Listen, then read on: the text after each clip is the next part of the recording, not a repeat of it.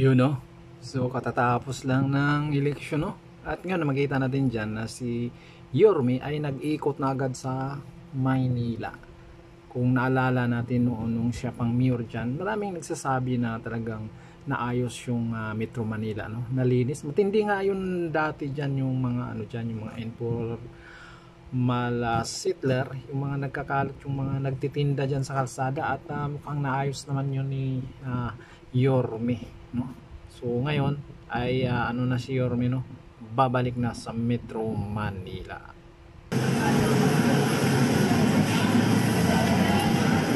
Siya no, matapos pa lang ng election yan, pinagmasda na ni Yorme yung kung ano ba dapat gagawin.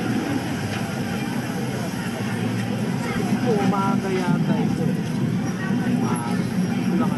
Umaga ba ito na nag-ikot na siya.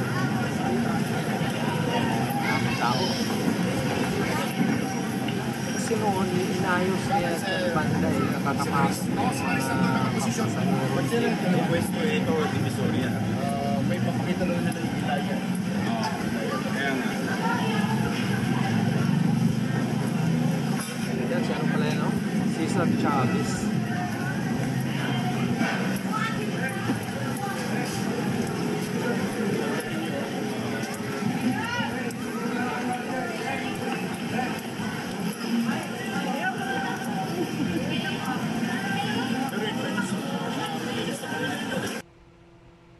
Yan kita tayo. Mukhang malalim ang iniisip ni Yorme.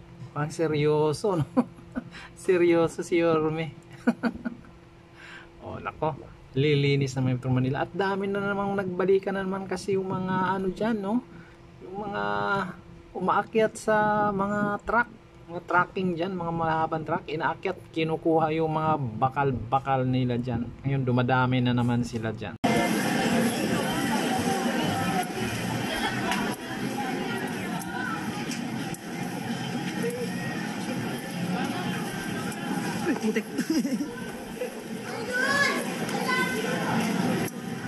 Idol daw, idol. Ayos si Mayor. Seryoso si Yorme.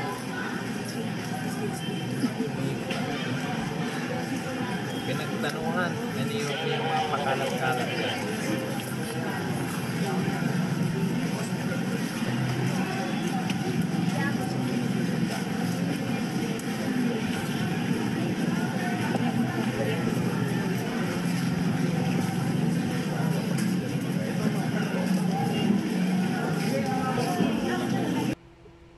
Dahil importante naman talaga yung kaayusan sa isang lalawigan no? So kagaya nga dito sa nangyari sa atin ngayon sa paligid-paligid, talagang nagbabalikan na yung mga illegal, kaya kailangang ayusin na no? Lalo na dyan sa may Metro Manila, grabe dyan.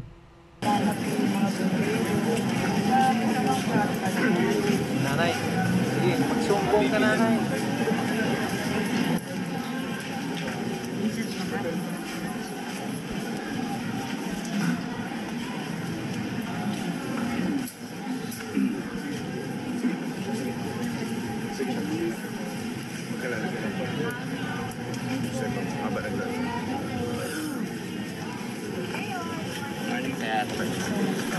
Talagang pagkaupong kapaupong mo lang ay talagang namin kapupos ninyo na linisin at ayos yung uso ng Maynila. At isa sa mga ipinagbawal nyo, mga nakabalanda mga vendor. Ano po ang dahilan nyo na pinapayagan nyo na pumuli ang pwesto mga vendor?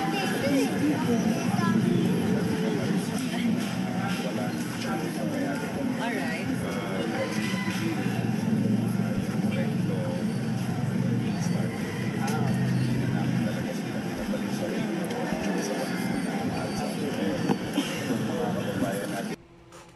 Yun, so inaayos talaga ni Mayor yung mga vendor na nagpakalat-kalat dyan, no?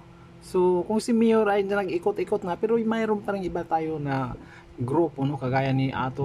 Glenn Chong, ay talagang namang pinaglaban talaga yung medyo may nangyari sa bilangan, no? Yung mga overvote. So, kaya pinaglaban ito ni Atty. Glenn Chong. So, tignan natin kung ano pa yung pinagagawa ni Atty. Glenn Chong dito.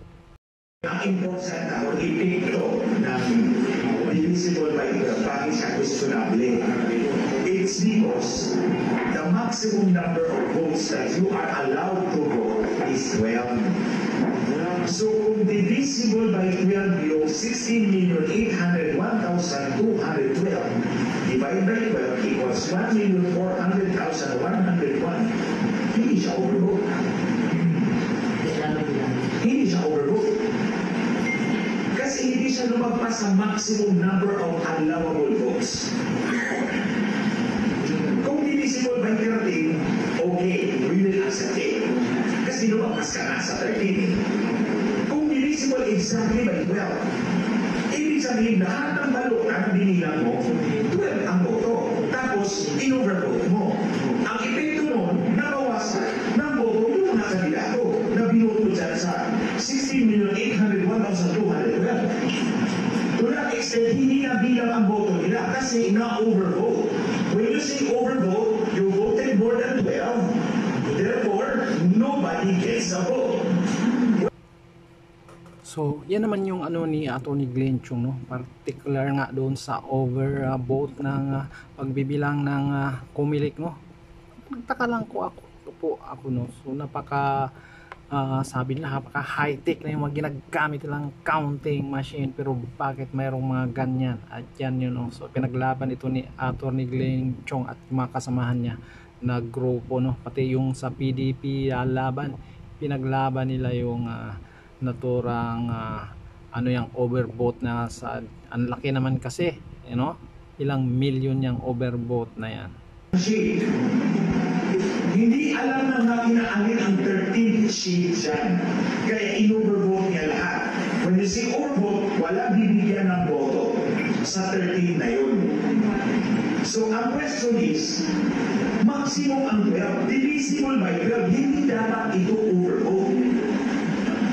At kung in-overvote ito na pakina, to that extent, boto ko ng mga senatorial candidates na hindi nabilang. That's the effect. Ano po yung epekto? So, wala po siyang epekto doon sa ibang kandidato down to senators. Yes. Wala itong epekto doon sa member, House of Representatives. Ito doon ako, divisible also. Wala itong, mag-iba kasi ito sir. Ito, Senator Philippines, ito lang ang pinag-usapan natin. Wala nang ibang paraan, kundi buksan natin ang balota, bilangan na naman. That's the only solution to answer this question. Kaya pinapa-explain natin ang Comelec. Otherwise, kung hindi ko ma-explain ito, magbukas tayo ng balota. Bilangin uli natin yung 16 million. Bilangin natin, buksan natin lahat ng presito. Kasi lahat ng presito may overvote. Sa dami nila.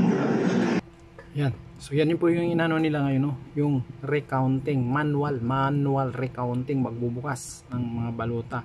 O nga naman, sa laki pa naman yung nag-overvote na yan.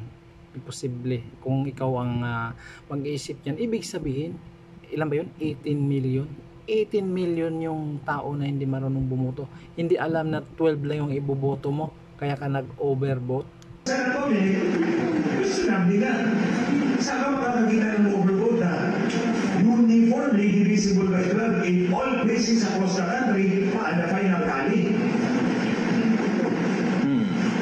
Innocently, pag tinignan mo, parang, yan, 180 divided by 15. So sir, yung discovery ninyo ay pwedeng gamitin yan nung ibang mga kandidato sa pagka-senador na basihan para sila ay magprotesta? Sir, the normal procedure for defeated candidates is to file an election protest. Pero ang protesta na yan is very expensive, very time-consuming, at wala may papanalo at the end of the day. But now, this is not the interest of candidates anymore. Ang sabi ko nga sa mga kandidato, you shut up because you will sound like sound-breaking. It should be the public, tayo, kami, na hindi mga kandidato ang mag-iingay. Because this is our right as much as it is yours. May karapatan ang kandidato na bilangin ang boto niya para mag-shut up na lang kayo because you would really sound like sound-breaking. Let us do the talking. Kasi ako, si Bishop Nilo, si General Romy, si Captain Ray, si Atty. Mel, si Colonel Cicer. Hindi kami mga kandidato. We have no interest except the fact that this is our sovereign right. This is our right of suffrage that must be counted correctly at all times. So given that discovery of figure, sir, anong plano ninyo? Kasi kayo ang unang nakakita, ngayon lang namin narinig ko yan. Oh, yes, sir. That's why I invited you because we look at media as our indispensable partner in disseminating information. You are, in a way, the effective channels of communication. Ako, tinurur na ako. 3 months before the elections, they suspended me. Ibabalik daw ako 3 months after the elections to make sure I cannot speak. And that's why, naghanap na lang ako. Buti na nakahulog ako dito sa United People's Initiative. Mabait ang Diyos.